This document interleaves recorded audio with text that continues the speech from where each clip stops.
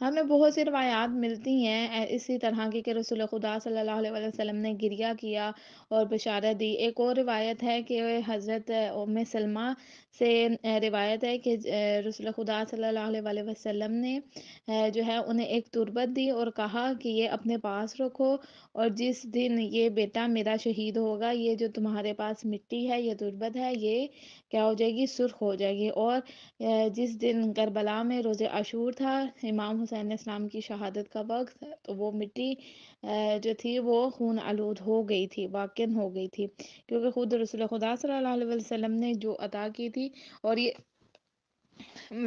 یہ جو تھی پیشن گوئی کی تھی کہ یہ ایسا ہوگا۔ ٹھیک ہے، اسی طرح اور بھی بہت زیادہ روایات ہیں ہمارے پاس، اور یہ سب کچھ واقعات جو ہوئے تھے، یہ ولادت، جب امام حسین علیہ السلام کی ولادت ہوئی تھی، یہ تب تمام لوگوں کو بتایا گیا تھا تاکہ لوگ اس چیز سے آگاہ ہو جائیں کہ ایسا ہوگا۔